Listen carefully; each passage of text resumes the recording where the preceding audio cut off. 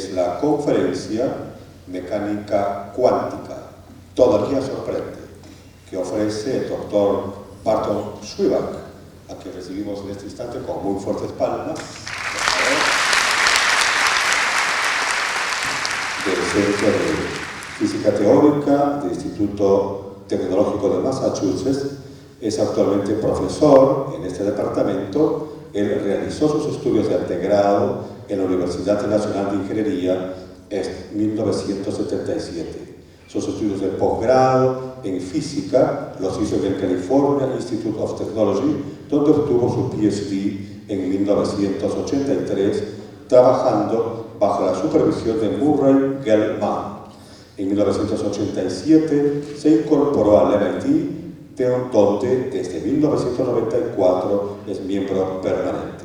Quien va a hacer la presentación del evento es el decano de la Facultad de Ciencias de nuestra Casa de Estudios, doctor Orlando Pereira, a quien recibimos en estos instantes con el mayor aprecio. Una vez más, es un placer para mí, como profesor de nuestra Casa de Estudios, hacer el recibimiento de un distinguido egresado de nuestra universidad, el profesor doctor Barton Schwibach, un experto a nivel mundial en la teoría de supercuerdas. Un tema fascinante que lo que postula es poder unificar todas las interacciones en un solo modelo. Un esfuerzo bastante grande que involucra la creación de nuevas herramientas matemáticas.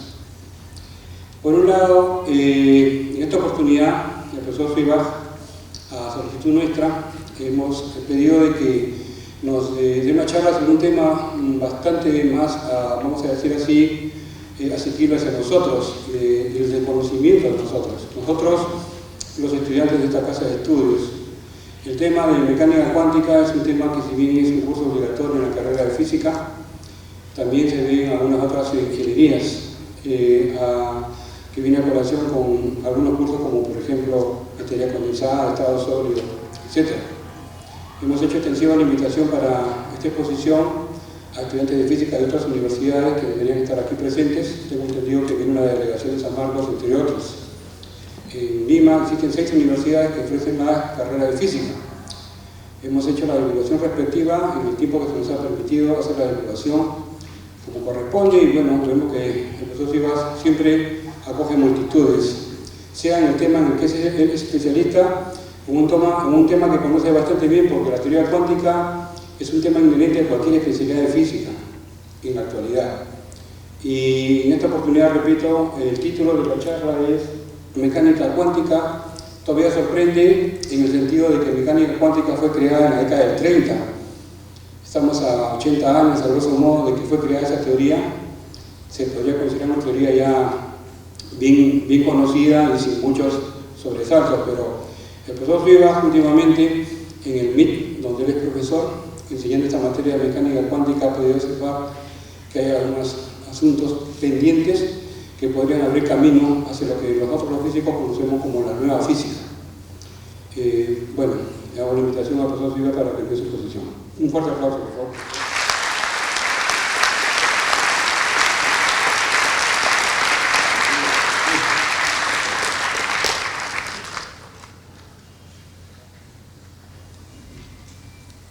Buenas tardes, muchas gracias profesor Pereira por la introducción. Es un gusto para mí estar cada vuelta en la UNI y hablar sobre el tema de la mecánica cuántica. Generalmente he estado hablando, cuando doy conferencias acá en el Perú, sobre temas en los cuales estoy investigando, lo cual generalmente es teoría de supercuerdas. Es una teoría fascinante porque unifica la gravitación con la mecánica cuántica.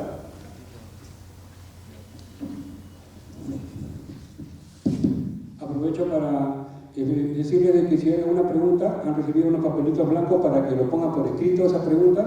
Se va a pasar a recoger las preguntas al final de la exposición, porque solamente voy a seleccionar las más importantes para que sean leídas. Muchas gracias.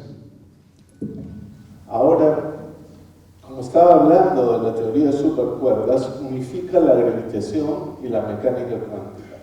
En cierta manera, uno entiende que la gravitación, que está descrita por la teoría de Einstein, es modificada en las supercuerdas. Pero el rol de la mecánica cuántica no es completamente claro cuál es en supercuerdas. Aparentemente las leyes de la mecánica cuántica no necesitan modificación. Pero en cierta manera yo quiero dar a entender que uno realmente no sabe la respuesta a esto. Hay todavía aspectos de la mecánica cuántica que no son completamente claros, especialmente cómo se puede usar la mecánica cuántica para describir todo el universo y efectos macroscópicos. Por lo tanto, decidí que sería interesante presentar una discusión de lo que es la mecánica cuántica.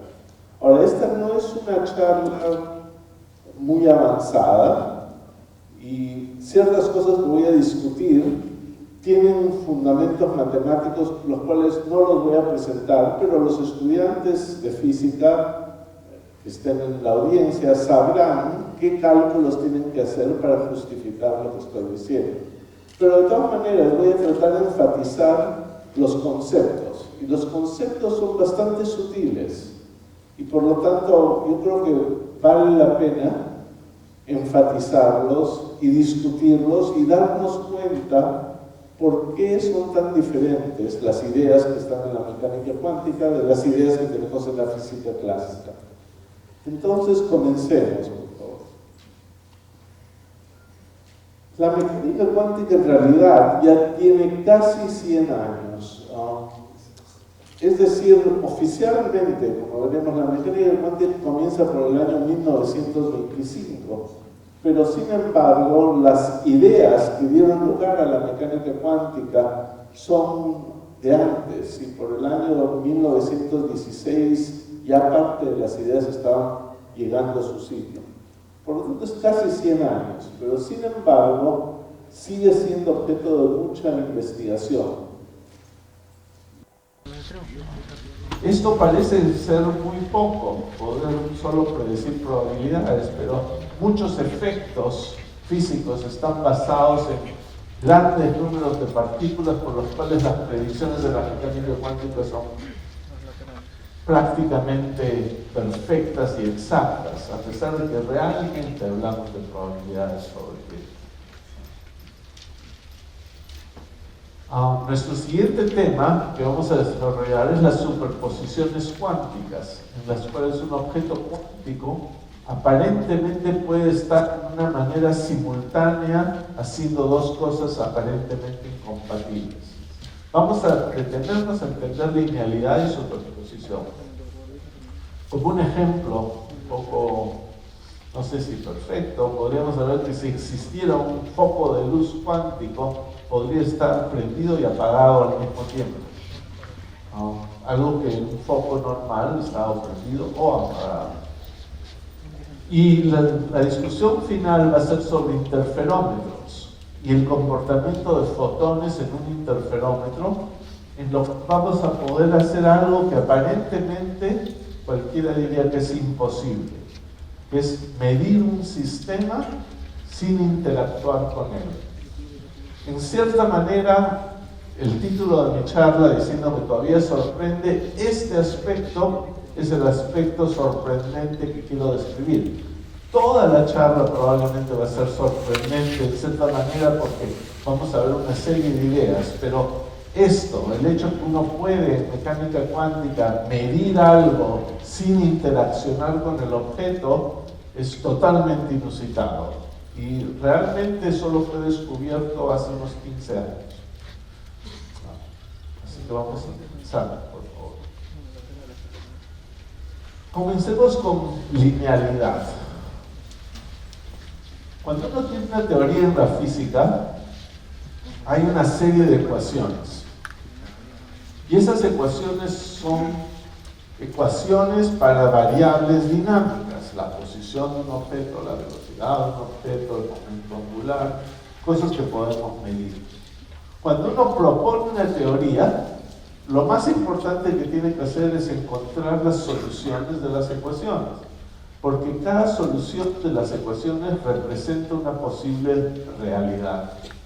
Si una ecuación me dice le da una solución, bueno, esa solución describe algo que es posible, porque la teoría describe todas las cosas que son posibles. Entonces una solución es una realidad posible.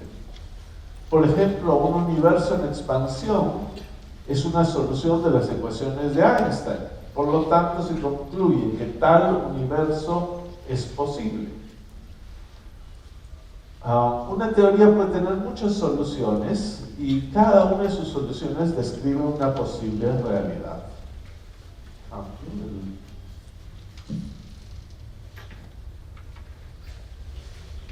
Por lo tanto, hay teorías lineales y teorías no lineales. Las teorías no lineales son más complejas que las lineales. ¿Qué es una teoría lineal? Imagínense que ustedes tienen una teoría lineal y encuentran una solución. Y después encuentran una segunda solución. La suma de las soluciones es una tercera solución. Esa es la propiedad fundamental de una teoría lineal. Se pueden sumar las soluciones para crear nuevas soluciones. El ejemplo más famoso de teoría lineal es la teoría del electromagnetismo de Maxwell, que gobierna el comportamiento de los campos eléctricos y magnéticos. Una solución muy sencilla de estas ecuaciones es una onda electromagnética propagándose en cierta dirección. Otra solución puede ser otra onda electromagnética propagándose en otra dirección. La suma de las dos ondas, tener las dos ondas simultáneamente propagándose, cada una en su dirección, es la suma de la solución y es otra solución, es posible. Eso es lo que nos dicen las ecuaciones de Maxwell. Son unas ecuaciones lineales, se pueden sumar las soluciones y es una nueva solución. Eso es una ventaja extraordinaria, una simplicidad increíble.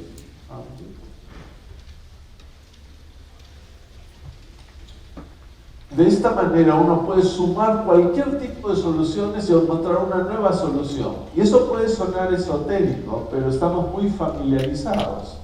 El aire en este auditorio está lleno de ondas electromagnéticas de los focos que transmiten la luz. Hay ondas de miles de teléfonos celulares, ondas llevando cientos de mensajes inalámbricos del internet, estaciones de radio, estaciones de televisión, todas esas ondas están llegando y cruzando por allá. Cada una de estas ondas se propaga independientemente, cada una es una solución y la suma es una solución. No hay problema de interferencia. Hoy en día un solo cable eléctrico transatlántico puede llevar simultáneamente millones de llamadas telefónicas. Cada llamada telefónica es una solución de las ecuaciones de Maxwell.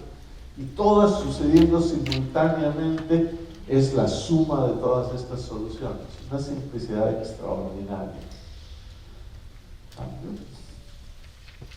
La teoría general de relatividad de Einstein es una teoría no lineal, más complicada, mucho más complicada. Describe al campo gravitacional. En una teoría no lineal uno no puede sumar soluciones.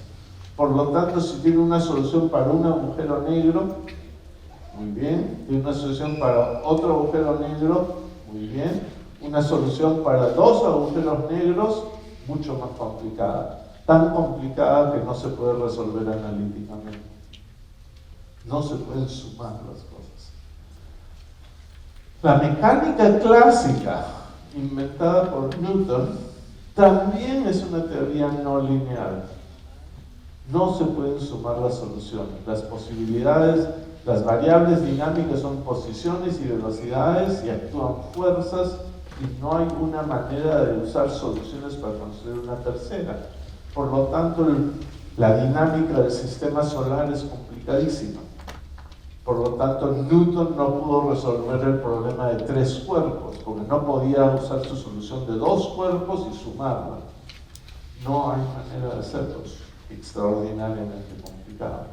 ¿Sí? Sin embargo, acá viene la gran simplicidad. La teoría cuántica es lineal. Podemos sumar soluciones. Comparte esa simplicidad con el electromagnetismo, lo cual es una gran cosa. La ecuación fundamental de esta teoría se llama la ecuación de Schrödinger y es una ecuación lineal para una cantidad que se llama la función de onda. Interesantemente, la función de onda psi, que hemos mostrado acá, es la variable dinámica, y en física clásica, bueno, una vez que uno tiene una variable dinámica, es la fuerza, el movimiento, la velocidad, cualquiera de estas, pero en el caso de la función de onda, su interpretación física no era clara. El mismo Schrödinger, que escribió la ecuación de onda, no sabía una onda de qué. Cuando uno tiene un wave, una onda en inglés, la pregunta es, what's waving? ¿Qué cosa está vibrando? Y no se sabía. Fue Max Born, meses después de que Schrödinger escribió su ecuación, que sugirió que la función de onda codifica probabilidades. Esta fue la interpretación correcta, pero fue de mucho desagrado para gente como Schrödinger, que esperaba que la teoría, quién sabe, iba a ser una teoría más determinística, no con probabilidades. Así que Schrödinger estuvo descontento con esta interpretación de Born por el resto de su vida, unido a Einstein, que tampoco estaba contento con la mecánica cuántica, pero la mecánica cuántica ha tenido un gran éxito. Schrödinger inventó la paradoja del gato de Schrödinger, que es muy interesante y posiblemente muchos de ustedes la han oído. Por favor. Pero, regresando al tema de linealidad, hay una gran simplicidad en esta teoría. Matemáticamente hablando, la mecánica cuántica es más simple que la mecánica clásica, por la linealidad. Las funciones de onda en la mecánica cuántica pueden ser sumadas para formar nuevas soluciones. La función de onda, el psi, que descubrimos, describe ondas que pueden ser sumadas una a la otra sin perturbarse. Otro aspecto curioso de la mecánica cuántica es la primera teoría en la física que realmente usa de una manera seria los números complejos. Los números que usamos generalmente para describir física y para describir objetos que podemos medir son números reales. Los números complejos aparecen cuando uno agrega la unidad imaginaria, que es la raíz cuadrada de -1. Un número complejo en general es una combinación, como ven ustedes ahí, z, de un número real y una parte imaginaria, a más ib. Ahí está esto, quizás puede ser. Ups. No, digamos. Sí, ahí está. Muchas gracias. Aprovecho para, por favor, los que tengan listas sus preguntas, levanten la mano para que recojan sus preguntas. Los que tengan listas las preguntas, levanten la mano para que lo recojan. Ahí está. Entonces, esto es un número complejo y tiene una parte real y una parte imaginaria. Los números complejos deben su fama a que cualquier ecuación con números reales tiene siempre una solución en el campo de los números complejos. Si ustedes tratan de resolver la ecuación x al cuadrado es igual a -4, esta ecuación tiene una solución en números complejos. ¿Sí? Si bien los números complejos son útiles en la mecánica clásica, en la teoría de Maxwell, no son necesariamente, no los estrictamente necesarios, no lo son. Podemos dispensar de usar los números complejos. Ninguna variable dinámica corresponde a un número complejo. En realidad, no hay manera de medir números complejos, pero la ecuación de Schrödinger involucra números complejos. La función de onda que introducimos anteriormente, la cual satisface una ecuación lineal, la ecuación de Schrödinger, es un número complejo. Este símbolo dice psi pertenece a los números complejos, C. Como los números complejos no pueden ser medidos, la relación entre la función de onda y una cantidad medible debe ser algo indirecta. Esta es la variable dinámica, pero es un número complejo. Un número complejo, por definición, no se puede medir. Entonces, ¿cómo se miden, cómo se hacen cosas en mecánica cuántica? Si tenemos un número complejo, tiene su norma, que es la longitud, en realidad, del número complejo, en la representación usual, y está dado por el teorema de Pitágoras, por a cuadrado más b al cuadrado. Esa es la longitud del cuadrado. Dado que las probabilidades son números reales, la idea de Born fue que la probabilidad de cierto evento está relacionada, no estoy tratando de escribir una fórmula exacta, pero está relacionada a la intensidad o la norma al cuadrado de la función de onda. Entonces, este es un número complejo, pero en el momento que uno toma la norma al cuadrado es un número real, positivo, y puede ser identificado con una probabilidad. Desde el punto de vista matemático, lo que uno usa en mecánica cuántica son números complejos y espacios de vectores, complex vector spaces. Ese es básicamente lo que uno necesita. Pérdida del determinismo. El logro más importante de Maxwell fue darse cuenta que sus ecuaciones permitían soluciones que eran ondas propagándose.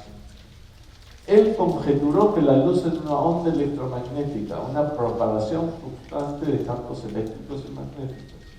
Y esto fue corroborado. Hacia fines del siglo XIX, los físicos estaban convencidos de que la luz era una onda. Había efectos de interferencia, de difracción, todos aspectos ondulatorios. Sin embargo, esta certeza no duró mucho tiempo.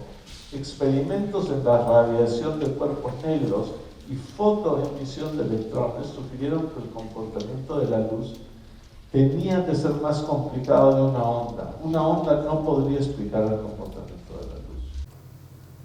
Él anticipó que si teníamos una entidad física como la luz que pudiese comportarse tanto como partícula como onda, traería eventualmente el rechazo de la física clásica y requeriría una teoría física completamente nueva. En realidad Einstein estaba obsesionado con la mecánica cuántica. Él escribió claramente que haber descubierto la teoría general de la relatividad, la teoría especial de la relatividad, sus grandes logros, los logros más importantes quizá de la física del siglo XX, junto con la mecánica cuántica. Él consideraba que esos logros fueron pequeños éxitos en su constante lucha de entender los fotones y los sistemas cuánticos que lo estaban volviendo desesperado. En realidad tenía razón. Las ideas de partículas de luz, que después se llamaron fotones, ayudaron a construir la mecánica cuántica. En realidad tomó hasta los físicos hasta el año 25 aceptar que la luz podía comportarse como una partícula, y estos fueron los experimentos de scattering de Compton, en el cual luz interacciona con electrones y una partícula de luz choca con un electrón, el electrón se agita y bota a otra partícula de luz. Este experimento fue muy interesante y finalmente convenció a la gente que la luz podía comportarse como partículas. Pero hoy en día los laboratorios usan fotones todo el tiempo. Hay máquinas que producen un fotón a la vez. Cada fotón de luz tiene muy poca energía. Un pequeño pulso de láser puede tener millones de fotones. Sin embargo, nuestro ojo es un muy buen detector de fotones. En absoluta oscuridad podemos ver luz cuando hay hasta 10 fotones. 10 fotones creo que es el mínimo que el ojo puede detectar. Otro aspecto importante que Einstein dijo es que la energía del fotón solo depende del color de la luz. La intensidad de la luz depende del número de fotones, pero la energía del fotón solo depende del color de la luz. Todos los fotones verdes, por ejemplo, tienen la misma energía. Si uno quiere aumentar la energía en un haz de luz, necesita simplemente poner más fotones. Mostremos ahora nuestro primer punto importante, es la pérdida del determinismo. Hemos hablado de la linealidad, que es fundamental. Ahora, pérdida del determinismo. Lo simpático de esto es que se puede entender sin grandes cálculos matemáticos.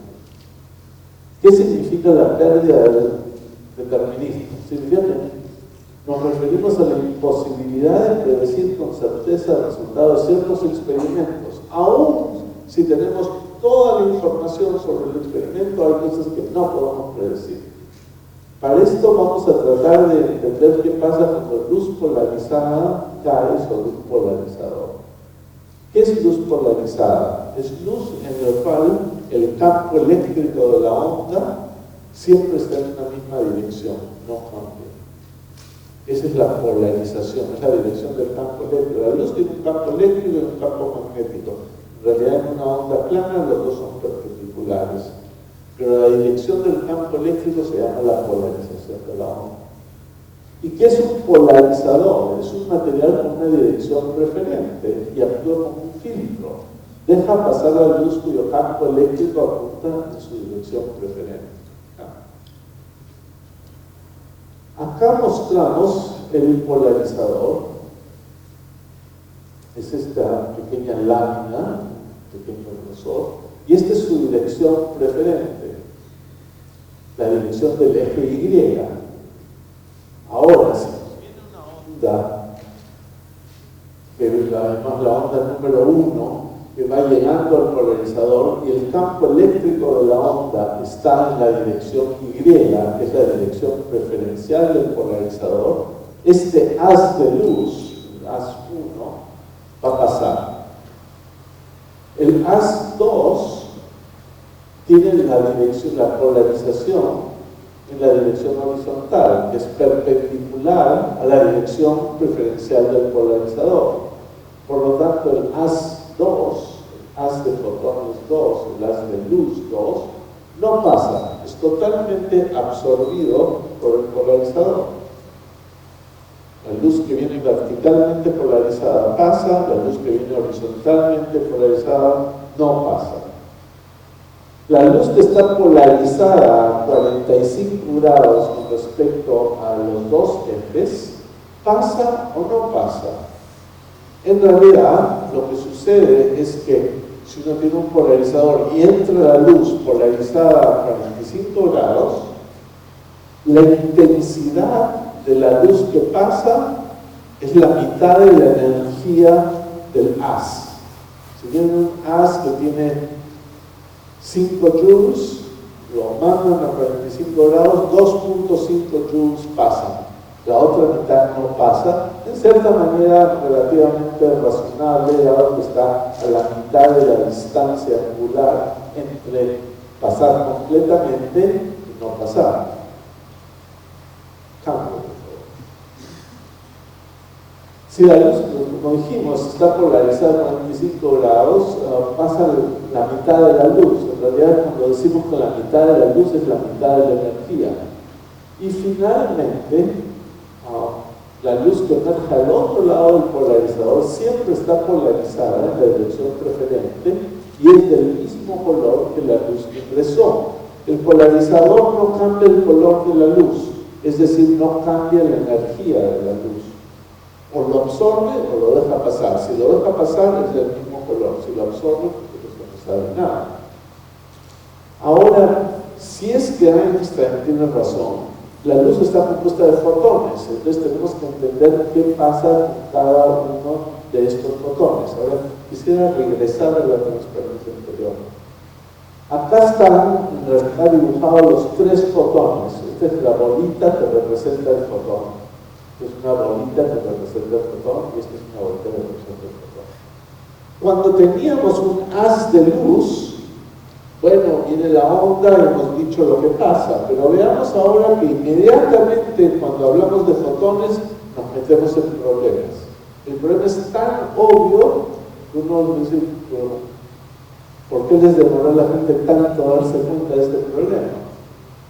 Si el fotón que mandamos ahora en la luz, fotón más fotón, uno por uno los fotones que vamos mandando. Este fotón está polarizado en la dirección Y, por lo tanto pasa. Este fotón, en este rayo de luz, que está polarizado horizontalmente, no pasa. Ahora tenemos este rayo de luz, miles de fotones que están viniendo, pero lo mandamos uno por uno, pero lo mandamos a 45 grados. ¿Qué tiene que pasar? Ya sabemos que en este caso la mitad de la energía pasa. Pero cada fotón que llega tiene que decidir. Hay solo dos posibilidades: o pasa o no pasa. ¿Por qué? Porque sabemos por el experimento que la luz que sale del otro lado es del mismo color, con la misma energía. El fotón o es totalmente absorbido o no, o pasa sin perder nada de energía. Entonces tenemos un dilema. Cuando le estábamos mandando un rayo de luz que tenía billones de fotones, bueno, la mitad pasaba y la mitad no pasaba. Pero ahora si yo voy mandando un fotón uno por uno, le pregunto, a ver, profesor Pereira, calcule usted si este fotón va a pasar o no va a pasar. Y a pesar de tener un doctorado en física y todo, no va a poder contestar la pregunta. Nadie puede contestar la pregunta si ese fotón va a pasar o no va a pasar. Ese es el problema de la mecánica cuántica, la probabilidad de que pase es un medio, pero no podemos saber si pasará o no pasará. Ahí está, sencillamente hemos perdido el determinismo. La existencia de fotones implica que el determinismo no puede existir. Por eso Einstein tenía tanto un corazón pesado de aceptar la idea de que los fotones eran unas partículas. Seguimos adelante, por favor. Entonces, digamos acá, mandamos los fotones a 45 grados como está el fotón número 3, estamos en problemas. Solo la mitad puede aparecer, pero ¿cómo puede suceder esto si todos los fotones son idénticos? Uno podría pensar que lo que sucedería a un fotón le debería pasar a todos. Pero sin embargo, eso es equivocado, porque si todos los fotones que vienen a 45 grados son idénticos y a todos les tiene que pasar lo mismo, o todos pasan o todos no pasan. Pero no, sabemos que la mitad pasa. Entonces, ¿qué tiene un fotón que le hace decidir si pasa o no pasa? Nadie sabe. Nadie puede saber si este fotón será absorbido o atravesará. Hay una dramática pérdida de determinismo. Solo podemos saber las probabilidades. Cada fotón tiene alrededor un medio de pasar. Einstein y muchos otros encontraron esta pérdida de determinismo muy desagradable. Si tú reconocías las exitosas predicciones de la mecánica cuántica, el determinismo les parecía que era una teoría incompleta. Entonces, sugirieron la posibilidad de algo que se llama variables ocultas.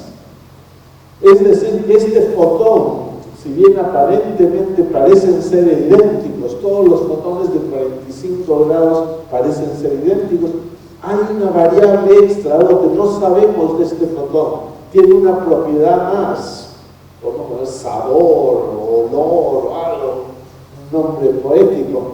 Y si supiéramos esa propiedad, sabríamos si pasa o no pasa. Esas son las variables ocultas. La idea que hay algo que no sabemos del fotón y si lo supiéramos, podríamos saber si pasa o no pasa. Esto fue trabajo en realidad también de Einstein, diciendo que le gustaba la idea de variables ocultas, pero el trabajo de John Bell y otros han entendido que en realidad las teorías de variables ocultas generalmente no funcionan, tienen problemas y son experimentalmente, parece que son violadas. Nadie ha podido encontrar una teoría de variables ocultas que funcione en este momento. Han tratado, pero el gran descubrimiento de Bell, que vamos a hablar un poquito más, es entender que hay experimentos que pueden decidir si existen variables ocultas. Y estos experimentos cada vez son más sofisticados. La variable oculta es más complicada de lo que uno se imagina o algo por el estilo. Pero en cierta manera es básico entender que nadie ha podido restaurar el determinismo de la física cuántica en este momento, y me parece que es una tarea imposible realmente. Un poquito históricamente, hablemos de la quinta conferencia internacional de Solvay en 1927, 2 años después de que comienza la mecánica cuántica, y se reunieron los mejores científicos del mundo. Habían 29 asistentes, 17 de los cuales ganarían el premio Nobel eventualmente. Ahí es donde Einstein dijo la frase famosa de que Dios no juega a los dados, expresando su completo desagrado sobre la mecánica cuántica. Pero dicen que Bohr le respondió a Einstein: deja de decirle a Dios lo que debe hacer. Lo cual me parece muy buena respuesta.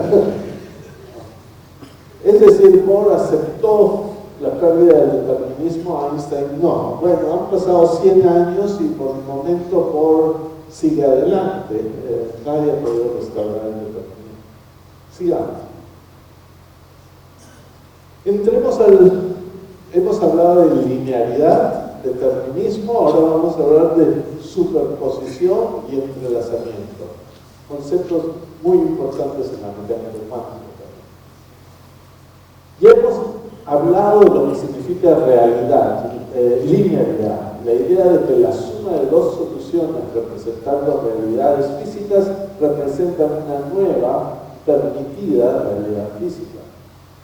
Y el significado de la superposición de soluciones o suma de soluciones, superposición o suma, es básicamente lo mismo.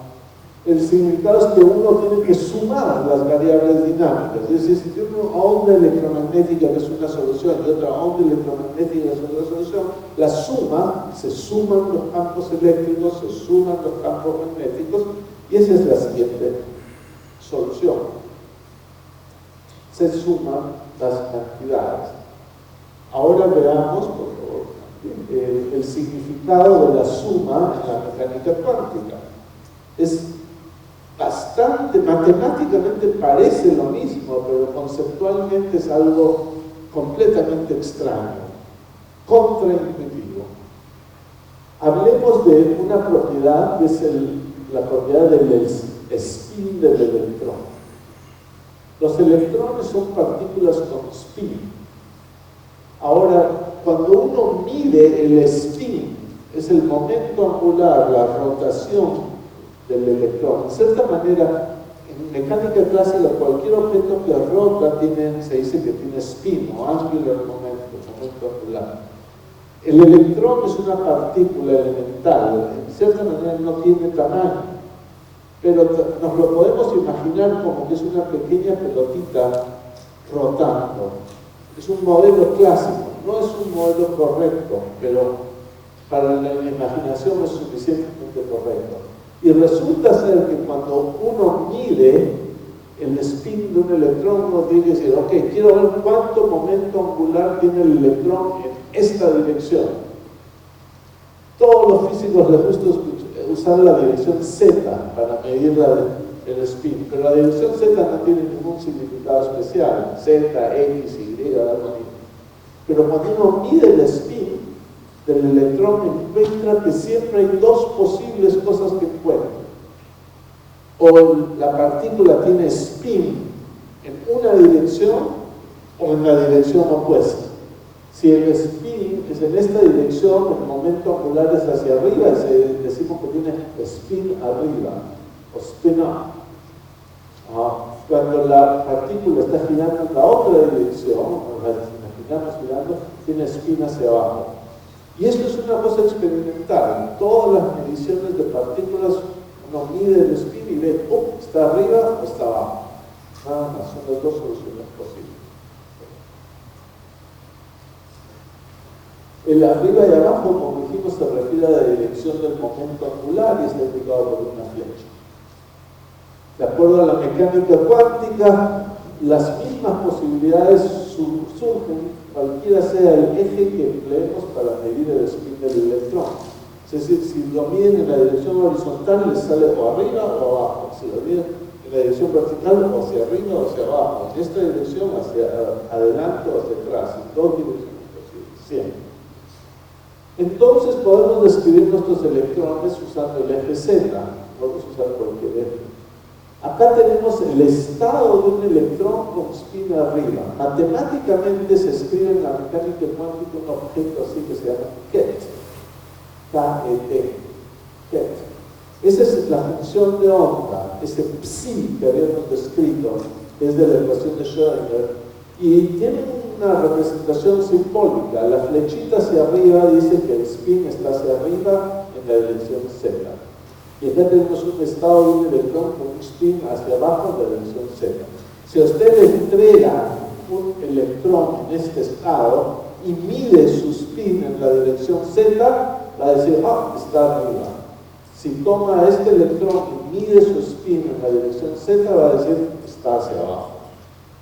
Estos son dos posibles estados del electrón. El electrón puede tener su spin hacia arriba o su spin hacia abajo. Cuando lo mide, esas son las únicas dos cosas que pueden suceder: spin arriba o spin abajo.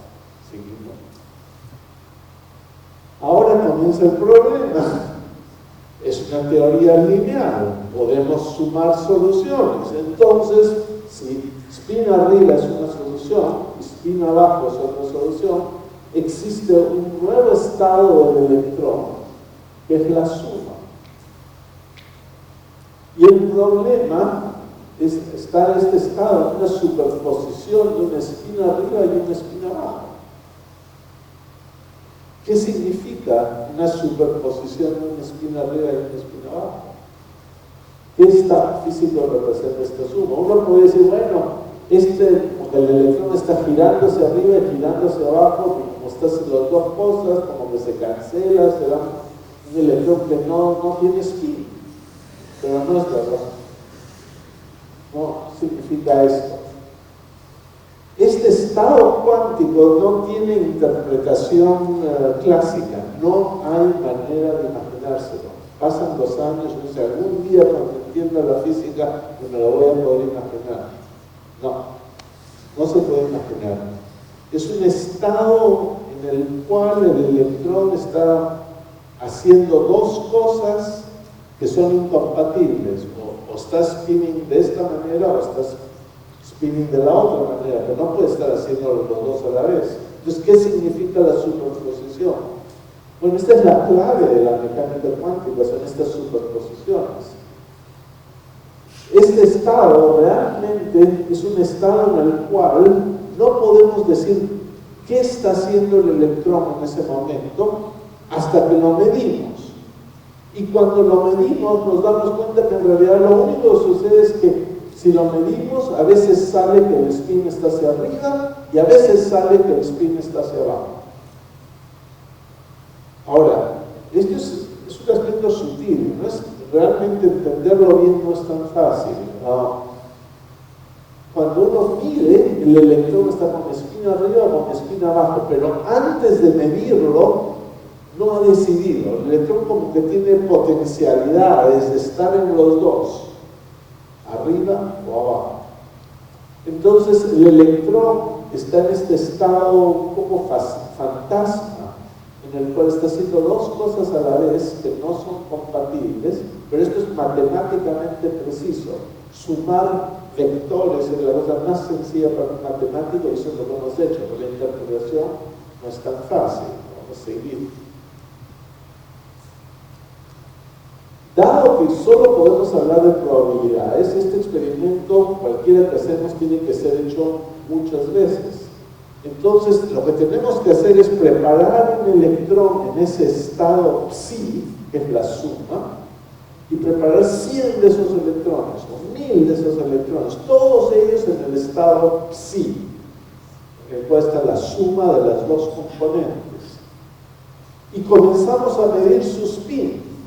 Y lo que vamos a encontrar es que de esos 100 que tenemos, la mitad más o menos van a cuando medimos los encontramos con el spin hacia arriba y la otra mitad los encontramos con el spin hacia abajo. Es decir, todos estos electrones son idénticos, porque todos tienen la misma función de onda. ¿Puede regresar?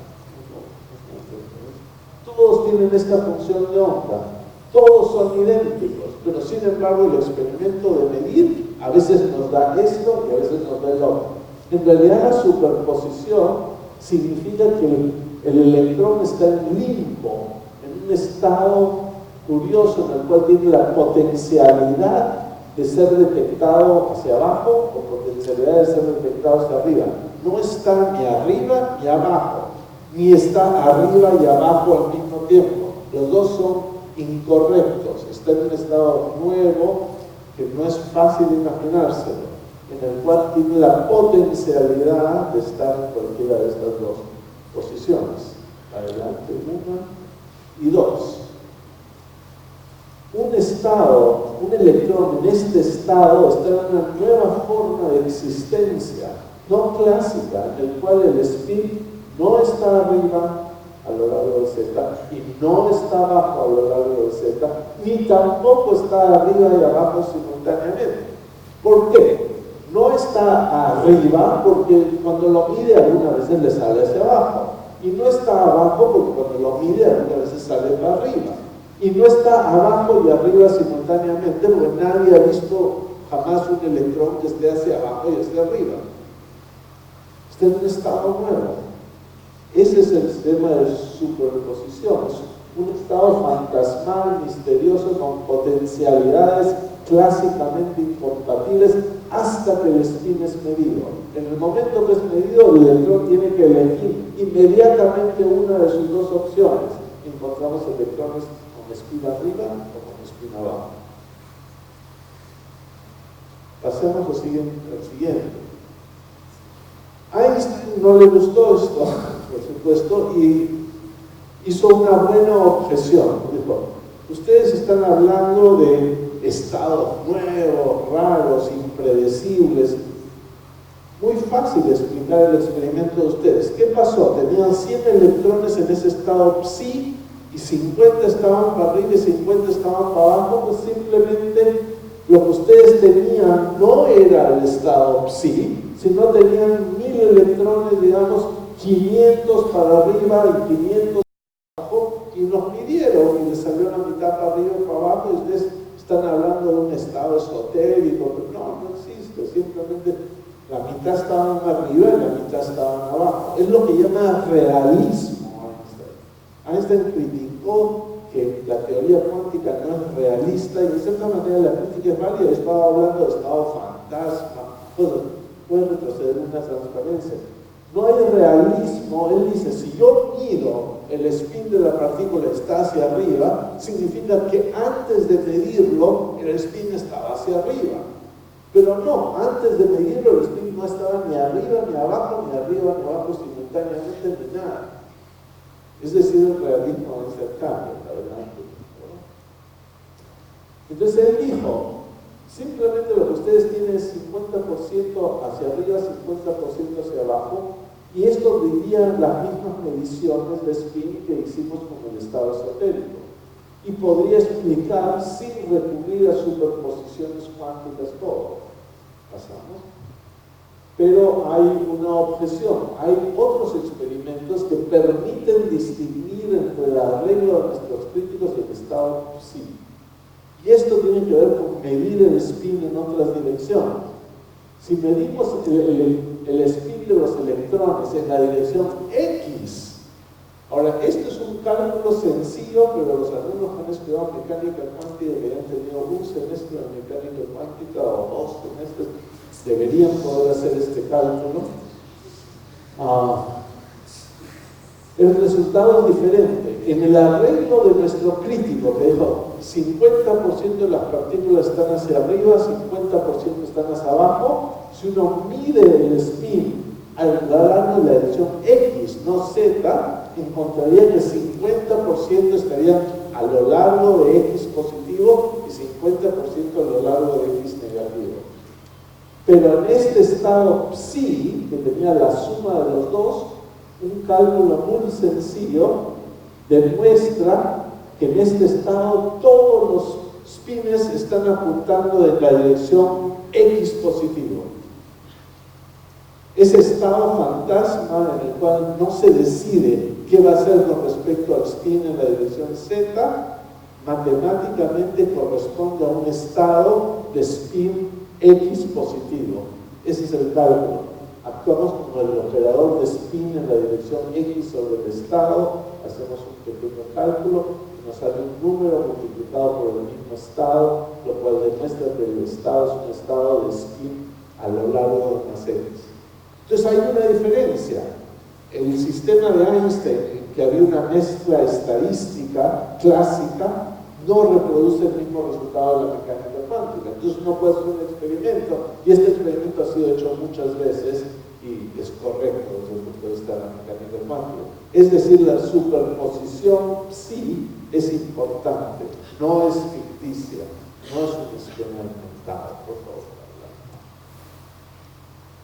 Como dijimos, el arreglo de nuestro crítico no es equivalente al arreglo cuántico y falla en su intento de demostrar que las superposiciones cuánticas no son necesarias. Resumiendo, una superposición de mecánica cuántica de dos estados, el estado resultante no es una forma de promedio de los dos estados que estamos sumando. El nuevo estado es una situación donde las mediciones a veces nos llevan al primer estado y a veces nos llevan al segundo estado y lo hacen ciertas probabilidades. Sigamos. Recordando nuestros fotones, cuando teníamos los fotones a 45 grados, en realidad es una superposición también. El fotón a 45 grados es una superposición de un fotón a lo largo de X y un fotón a lo largo de Y. Es un estado cuántico. Y el polarizador es lo que hace una medición y le obliga al fotón a decidir, ¿eres este o este? Y cada fotón decide y con la misma probabilidad a veces sale este o a veces sale el otro. A veces pasa el filtro de una dirección Y, a veces no pasa y es absorbido. Entonces lo que tenemos con el polarizador también es el mismo efecto de la superposición. ¿Vale? Hablemos unos minutos de entrelazamiento. El tiempo está corriendo, pero vamos a decir unas palabras. Esta es una versión más sofisticada de la superposición. En realidad la superposición es la magia de la mecánica cuántica. Por ahí comienza todo. El entrelazamiento es cuando tenemos superposición en estados de dos partículas y trae nuevos efectos que son muy importantes. Pero superposición es la clave. Cuando tenemos dos partículas, tenemos el fenómeno de entrelazamiento cuántico. Estados entrelazados de dos partículas son estados en los cuales no se puede hablar separadamente del estado de cada partícula. Las partículas están en un estado común. Veamos un ejemplo sencillo. Este estado. ¿Se acuerdan? Tenía flechita arriba y la Z, flechita abajo y la Z. Bueno, la Z ya la asumimos, no la escribimos para tener una notación más sencilla. Acá tenemos el primer electrón está apuntando hacia arriba, el segundo electrón, digamos, está apuntando hacia abajo, sus pies. Este es un estado, pero no es un estado entrelazado, porque podemos decir lo que está haciendo el primer electrón, está hacia arriba, sin tener que fijarnos en el segundo. El primer electrón está hacia arriba, el segundo está hacia abajo, pero son independientes. Fácil, ¿no? Ese no es un estado entrelazado. Otro estado posible es el opuesto, en que el primer electrón está hacia abajo y el segundo electrón está hacia arriba. Este tampoco está entrelazado porque podemos decir lo que está haciendo el primer electrón sin describir el segundo. Pero ya se imaginan ustedes, el siguiente paso es superposición. Y en superposición consideramos el estado suma de este que no está entrelazado y este que no está entrelazado, pero este estado sí está entrelazado. En este estado no podemos decir qué está haciendo la primera partícula sin describir lo que está haciendo la segunda. Por ejemplo, si yo digo Este estado tiene la primera partícula hacia arriba. Bueno, la primera partícula hacia arriba está acá, pero acá está hacia abajo la primera partícula. Entonces, yo tengo que decir, este estado tiene la primera partícula hacia arriba cuando la segunda está hacia abajo, y tiene la primera partícula hacia abajo cuando la segunda está hacia arriba. La información está entremezclada. Esto tampoco es posible clásicamente. Si ustedes tienen dos partículas que no interaccionan, en mecánica clásica me dicen lo que hace la primera y lo que hace la segunda y se acabó la historia. En mecánica cuántica no es suficiente. Lo que hace la primera y la segunda puede ser sumada a otra en la cual la primera y la segunda están haciendo otras cosas y sí, al final todo está entrelazado.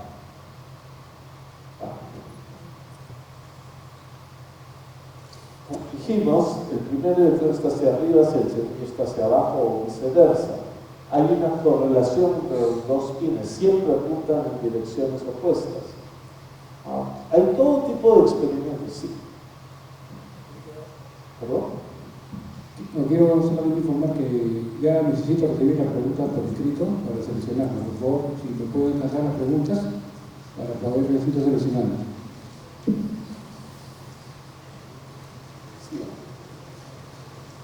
Entonces, tenemos una correlación entre los dos pines, siempre apuntan en direcciones opuestas. Imagínense que los dos electrones entrelazados están muy lejos uno del otro. Uno está en el planeta Tierra y el otro está en la Luna.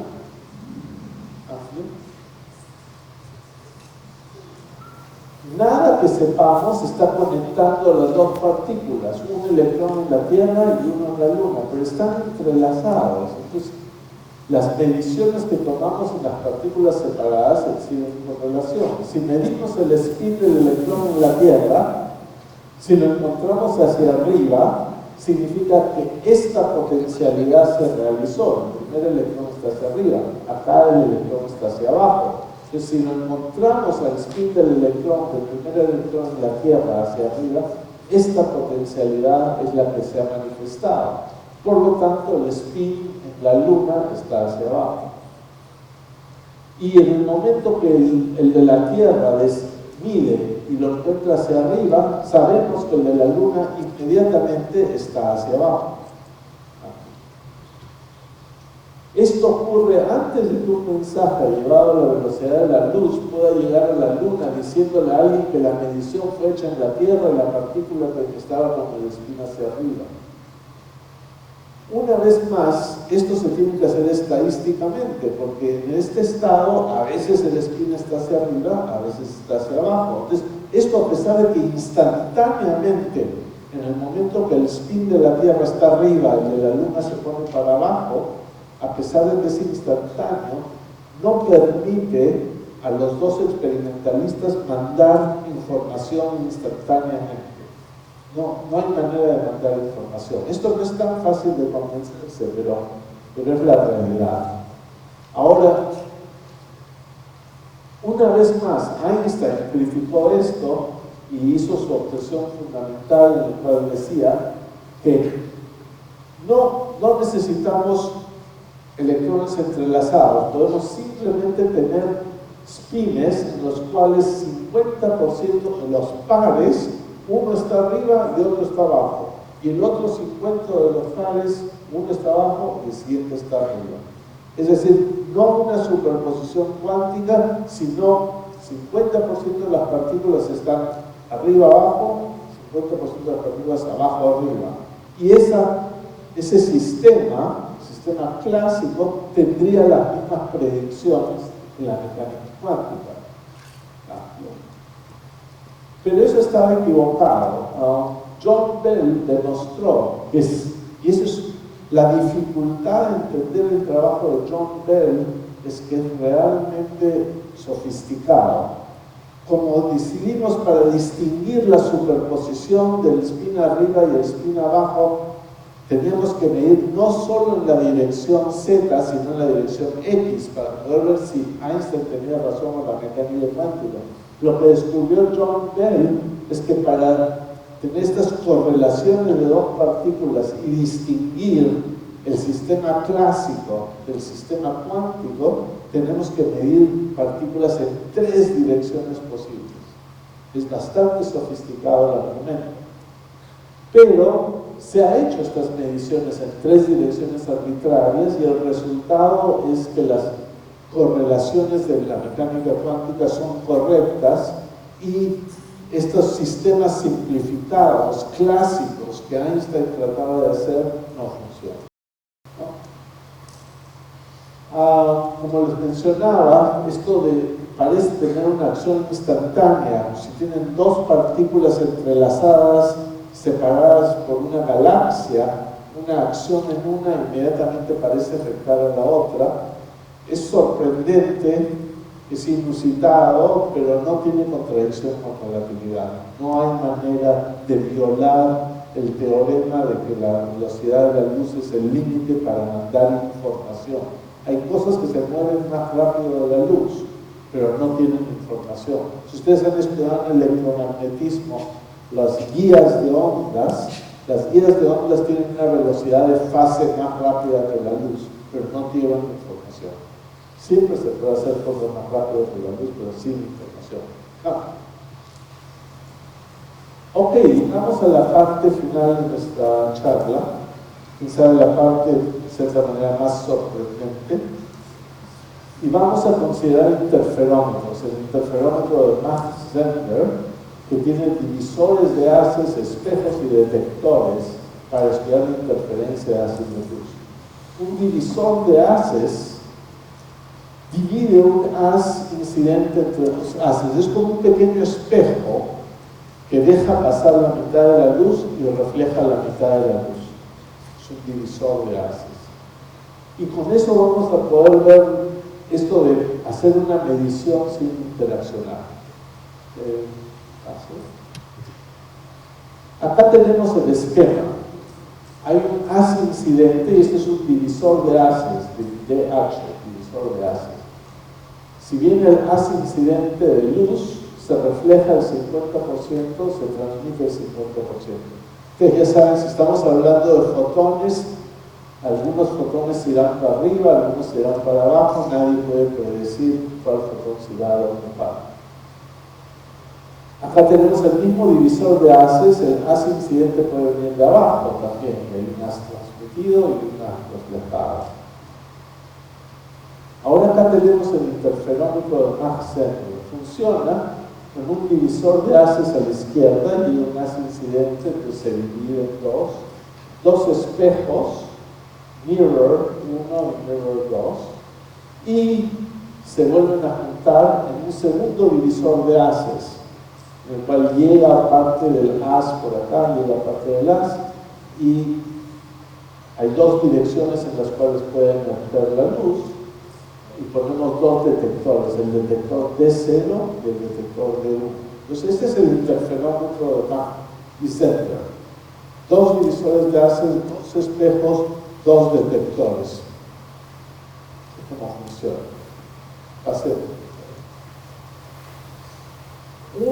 El haz incidente es dividido en 2 haces por DH1. Y vamos a en realidad regresar. Lo voy a decir todo en palabras. El haz incidente llega y se divide en 2 haces, uno que viaja por abajo y uno que viaja por arriba. 50% de la intensidad de la luz se va por abajo, 50% de la intensidad de la luz se va por arriba. Se refleja y se vuelven a recombinar en el divisor de haces segundo. Ahora, imagínense que solo existiría el haz A. Bueno, el haz A llegaría acá, parte se transmitiría y parte se reflejaría. Pero existe el haz B, parte se transmite y parte se refleja. En realidad, lo que va a suceder en general es que están los 2 haces, porque están mandando un montón de luz. Un montón de luz va pasando por acá. Entonces, millones de fotones por acá. Y hay un posible fenómeno de interferencia en el cual la reflexión de A y la transmisión de B, las dos van hacia el detector de cero y pueden interferir. Tanto es así que la transmisión de A y la reflexión de B, también los dos van al detector D1 y pueden interferirse. Entonces hay posibilidad de interferencia. Entonces Mach y Zehnder produjeron un detector balanceado en el cual la interferencia era tal que la reflexión de A y la transmisión de B interferían constructivamente y la luz va de cero. Pero la transmisión de A y la reflexión de B interfieren destructivamente y nada llega a D1. Y eso es perfectamente posible de hacer. Una vez más, para los estudiantes de física, esto se calcula con matrices de 2 por 2 y se hace un pequeño cálculo y se demuestra que es posible obtener que toda la luz se vaya al detector cero. Eso es como lo arreglamos, por lo tanto, pues una flecha continua en el D0 y una flecha, no una flecha, sino una línea de dashes para el detector de luz. Cambio de cambio.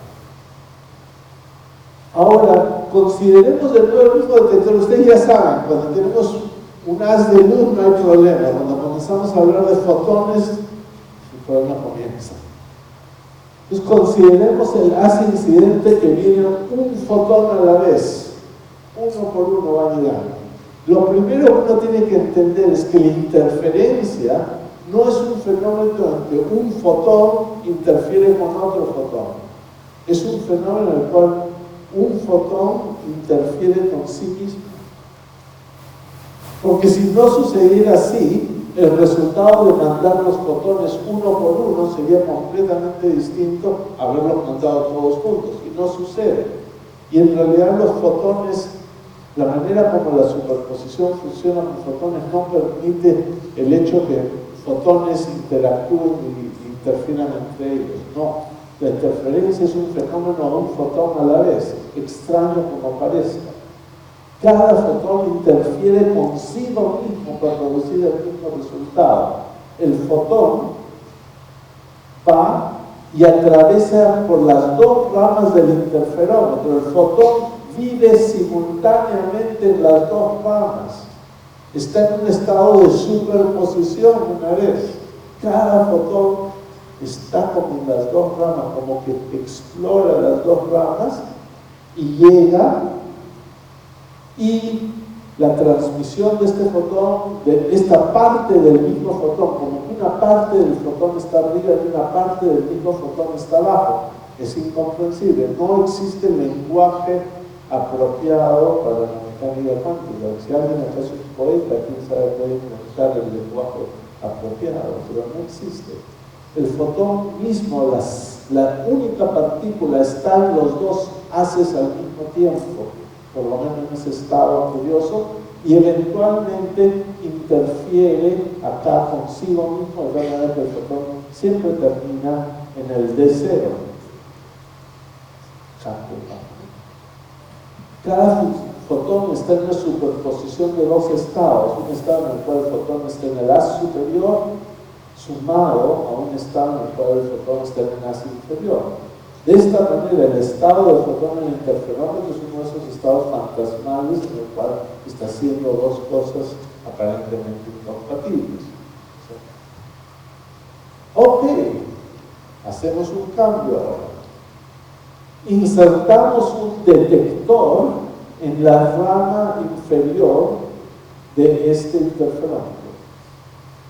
Acá la cosa se comienza a poner interesante y es el punto que he querido ilustrar, quién sabe, la sorpresa más grande de la mecánica cuántica que quiero explicar hoy día.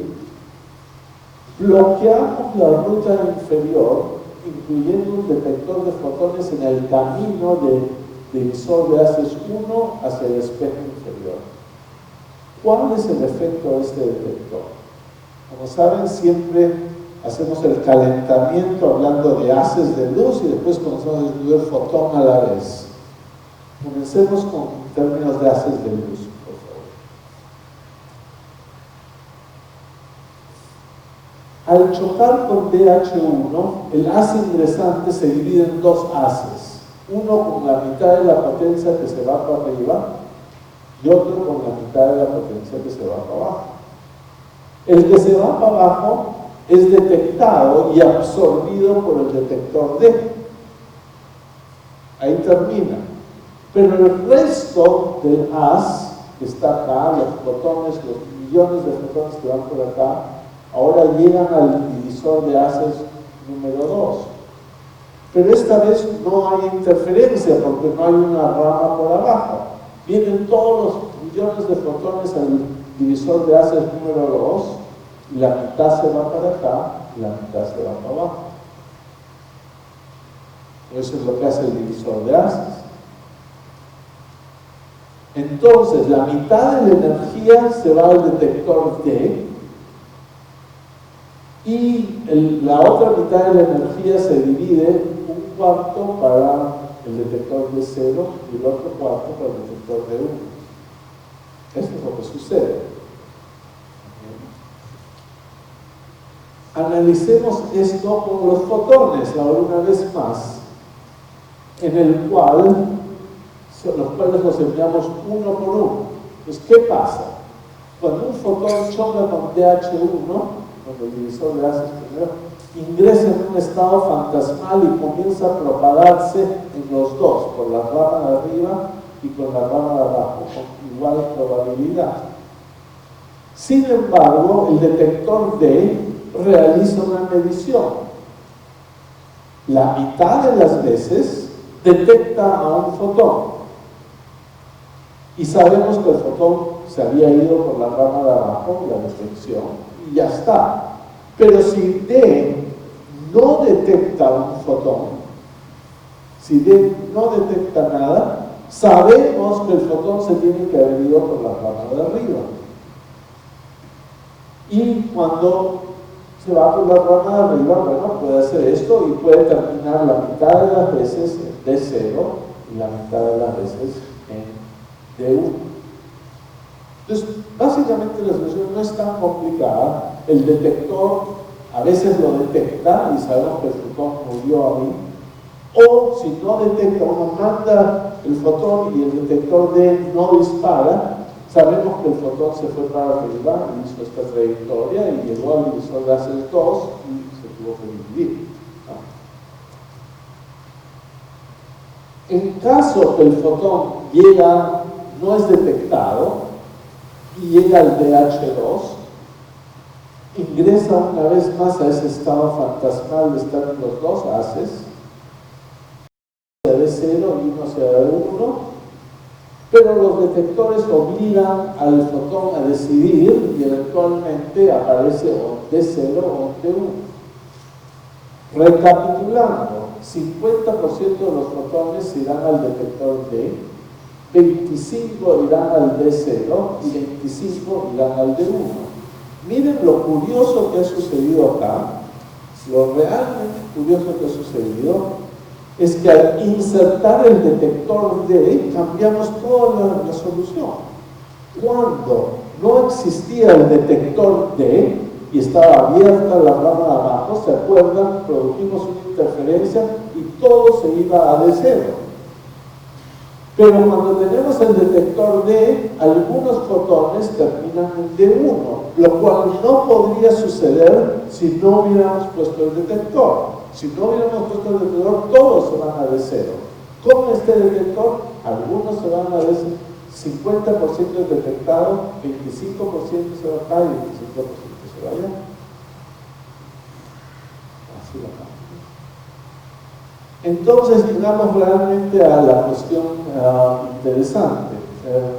Esto es lo que se llama, dos físicos, para hacer la historia interesante, dramatizaron esto y lo llamaron eventualmente las bombas de Lin-Shu y Weitman. Podemos explicar cuán extraño es este resultado, considerando una situación imaginaria propuesta por los físicos de Lin-Shu y Weitman de la Universidad de Tel Aviv. Ellos imaginaron bombas de verdad, bombas que explosionan con un tipo especial de gatillo, un detector de fotones. Entonces la bomba tiene un detector de fotones, un tubo con un detector de fotones al medio. Y el gatillo es un fotón.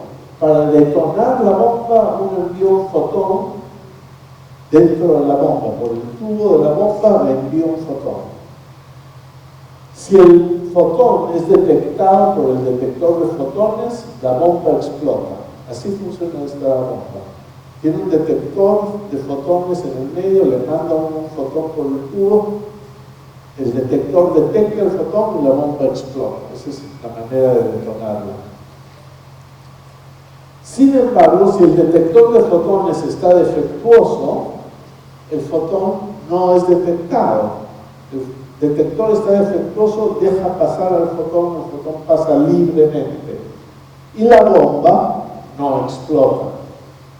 El fotón entra y sale y no funciona. Si la bomba está funcionando correctamente, el detector funciona, cualquier fotón que entra lo detecta y la bomba explosiona. Es una situación imaginaria, no creo que existan bombas así. Y pasemos a la siguiente transparencia. Acá sucede la cosa que queremos discutir. Supongamos que tenemos una cantidad de bombas del Insuri Balkan, pero sabemos que han estado guardadas en el depósito por varios años y algunas no funcionan. Ahora tenemos una misión muy importante, que tenemos una bomba 100% seguro que funciona. ¿Cómo podemos saber si una bomba está operativa sin detonarla? Asumamos para fines de problemas que no podemos examinar el detector. ¿No? El detector está tan metido dentro de la bomba que examinar el detector es lo mismo que desarmar toda la bomba. Entonces tenemos el detector ahí y queremos tener la certeza de que la bomba funciona, porque es importantísimo. Pero si le mandamos un fotón y el fotón no se absorbe, sabemos que no funciona. Pero si la bomba funciona y le mandamos el fotón, explota y ya no tenemos bomba. La pregunta es cómo podemos asegurarle a una persona 100% que una bomba funciona sin detonarla. Y pueden pensarlo, pero clásicamente es imposible. Tenemos que mandar un fotón. Si le mandamos un fotón y explota, se acabó la bomba. Si no explota, estaba mala, pero no me sirve igual. Parece ser imposible, porque tenemos que interaccionar con la bomba para ver si funciona. Pero acá aparece el tema de la mecánica cuántica, nos dice que sí hay una manera de hacerlo y podemos medir la bomba sin interaccionar con ella. Y la clave ya está dentro de lo que expliqué. Pero uno tiene que decirlo una vez más, y lo voy a decir una vez más, cómo funciona esto. Resumiendo, parece ser imposible confirmar que el detector de fotones en la bomba está funcionando sin probarlo. De hecho, es imposible en la física clásica, pero no es imposible en la mecánica cuántica. Como veremos, podemos llevar a cabo lo que se llama una medición libre de interacción. Medimos sin interaccionar. Por favor. ¿Y qué hacemos? Agarramos el interferómetro de Max Zehnder y donde inicialmente teníamos el detector SD que les había mencionado, ponemos la bomba del Insuri Balkan.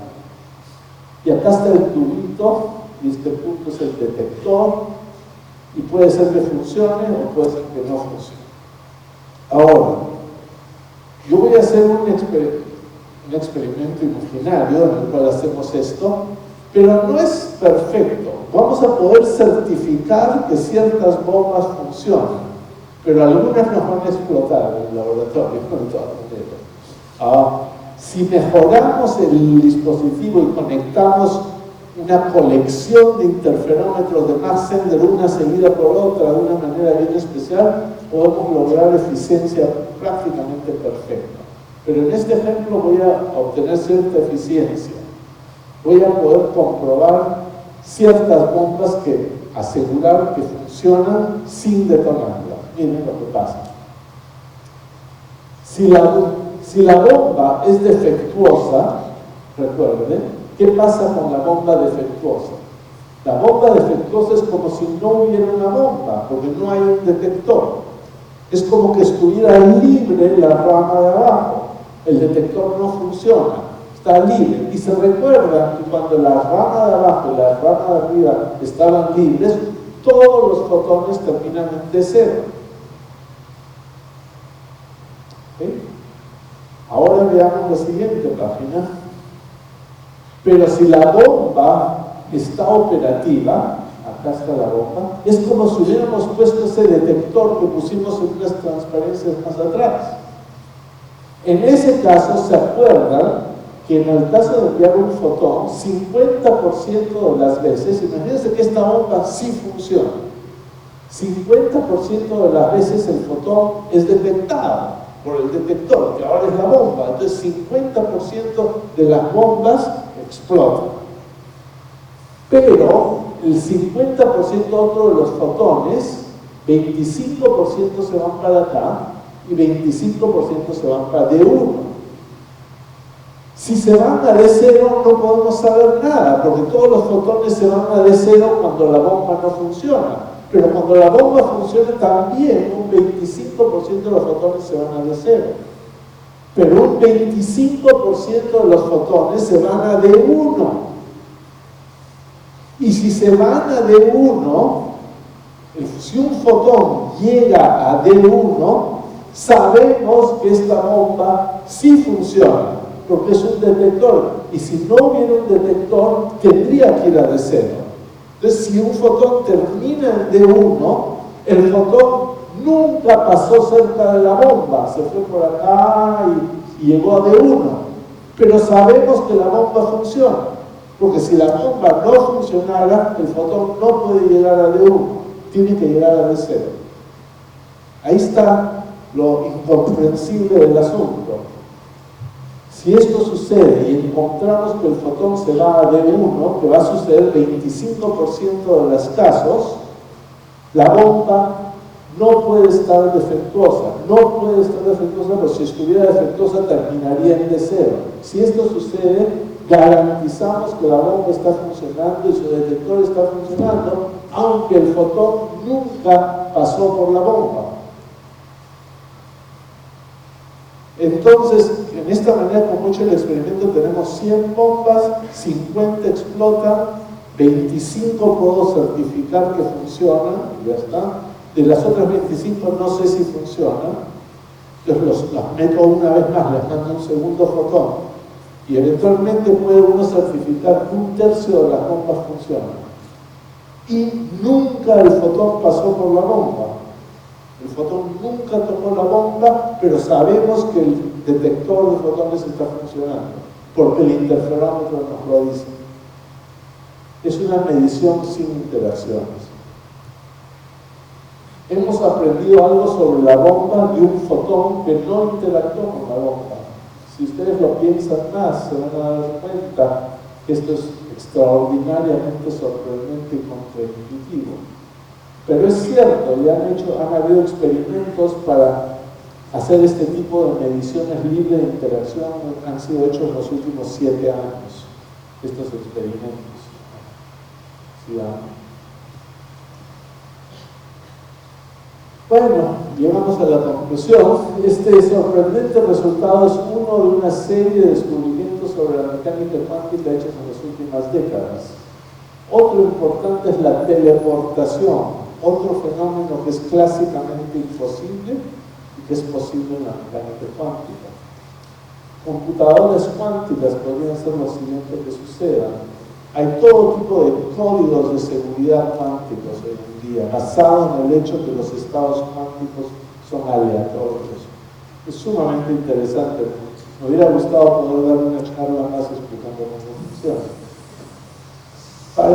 Para glasear al físico Richard Feynman, las paradojas de la mecánica cuántica en realidad son un conflicto entre la realidad y nuestro sentimiento de lo que la realidad debería ser. No hay paradojas realmente en la mecánica cuántica, pero tenemos intuición clásica y la realidad no es clásica, la realidad es completamente diferente. Por lo tanto, 100 años no es mucho tiempo para entender la mecánica cuántica. Obviamente no la entendemos perfectamente y tenemos trabajo, hay mucho para hacer y seguirá siendo el foco de mucho interés y mucha investigación. Muchas gracias.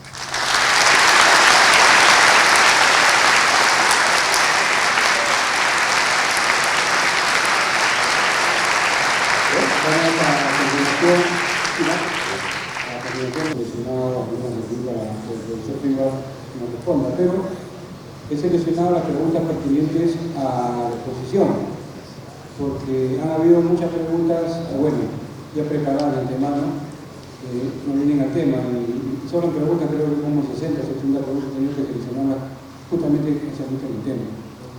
Empezaría por una, digamos, de las que se han visto aquí, una más importante con el profesor Paco, menciona en el hecho de que hay velocidades que pueden superar a la luz, pero que no envían información. Quiere que explique un poquito más al respecto. La pregunta es que hay velocidades que pueden superar la velocidad de la luz y sin embargo no tienen información. Una onda periódica, completamente periódica, que no cambia, con un periodo exacto y sin modulación, es una onda que puede viajar más rápido de la velocidad de la luz. En una guía de microondas, estas ondas perfectas, planas, no son ondas planas, son ondas transversales, pero con una frecuencia exacta, pueden avanzar más rápido de la velocidad de la luz. Pero no tienen información. En el momento que alguien le dice a usted, esta onda tiene tal frecuencia, esa es toda la información que la onda tiene, no hay más. Pero cuando hay una onda de radio, una onda que trae información, la frecuencia va cambiando, frecuencia modulada, amplitud modulada, y ahí hay información. Y esa onda modulada no va más rápido de la velocidad de la luz. Es un cálculo que se llama la velocidad de grupo de la onda versus la velocidad de fase de la onda. La velocidad de fase de la onda no tiene información y puede ir más rápido que la velocidad de la luz. La velocidad de grupo tiene que ir más lento que la velocidad de la luz.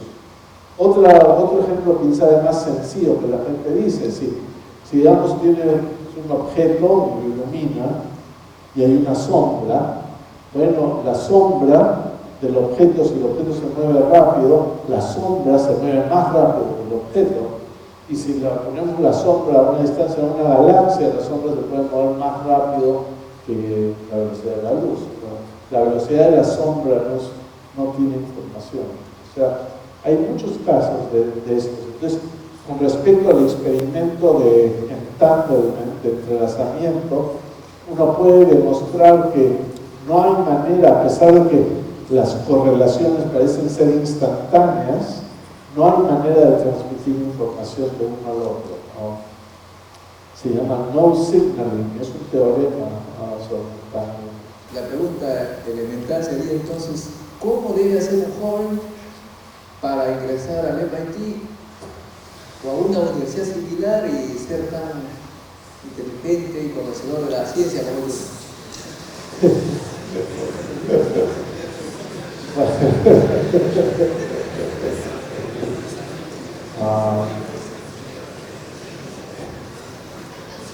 Bueno, creo que no hay receta universal, así que uno puede hablar simplemente de su experiencia.